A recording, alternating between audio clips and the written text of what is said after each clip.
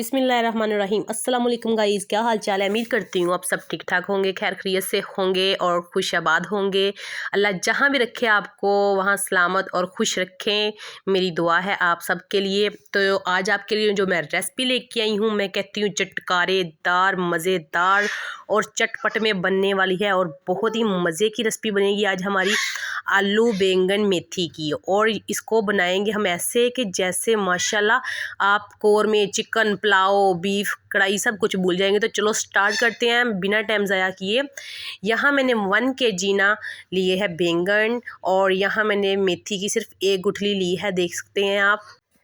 और ये साफ़ करने के बाद और थोड़ी रह जाएगी, मैं धूप में बैठी हुई हूँ तो ये देख सकते हैं। इसीलिए जो वीडियो है ना कभी तेज़ और ऐसी बन रही है, तो मैं धूप में बैठ के बना रही हूँ।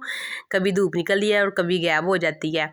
तो ये देख सकते हैं बैंगन मैंने बिल्कुल बहुत ही प्यारे और ख़ूबसूरत लिए हैं, आप देख सकते हैं बहुत ही प्यारे हैं। और 4 अदद मैंने आलू लिए हैं, आलू मैंने नए लिए हैं, ये भी देख सकते हैं आप। और वाइट इनको मैंने अच्छे से धो लिया था, मिट्टी लगी होती है बहुत ज़्यादा, तो इनको काटने के बाद फिर हम धो लेंगे। और 2 अदद टमाटर लिए हैं और 2 अदद ही प्याज है। तो इसमें ना ज़्यादा गैर ज़रूरी जो मसाले होते हैं ना वो इसमें नहीं जाएंगे।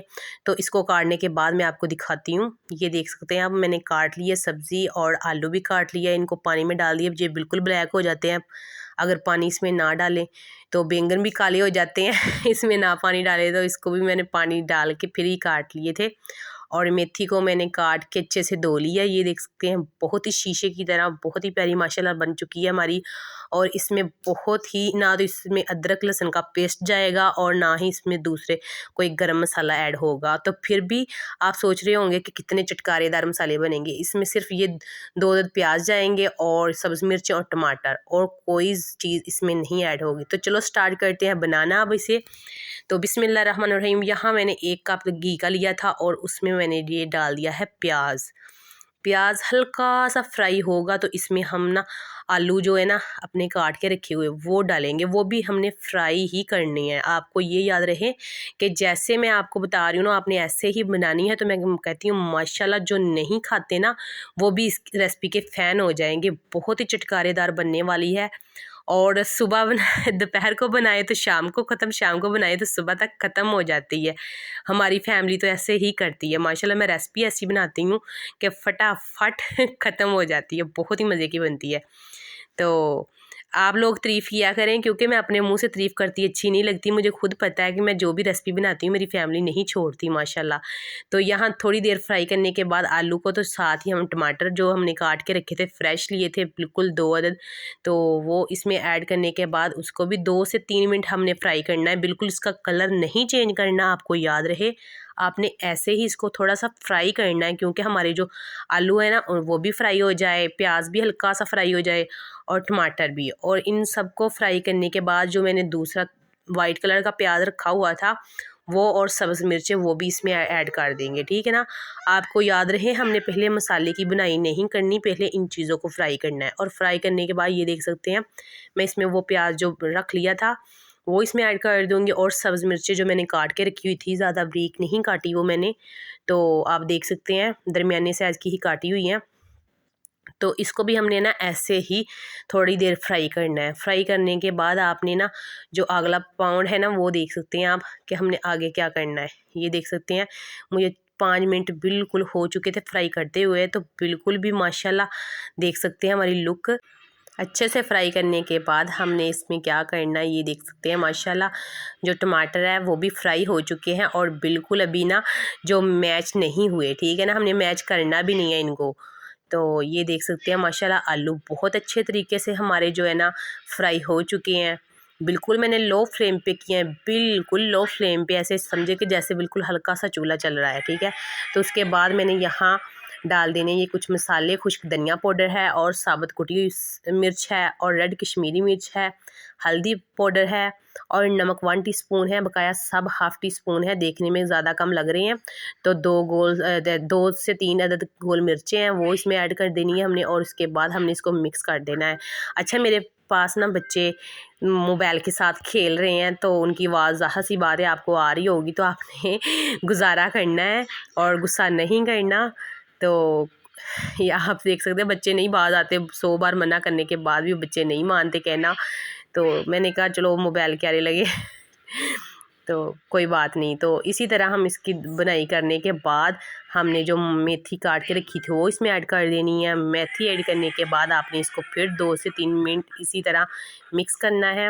अच्छे से मिक्स करने के बाद आप ये देख सकते हैं माशाल्लाह लुक कितनी प्यारी आ रही है। वीडियो अच्छी लग रही हो तो लाइक शेयर ज़रूर करना है और कमेंट में ज़रूर बताया करें कि आपको रेसिपी कैसी लगी है, खुद भी ट्राई कीजिए करें।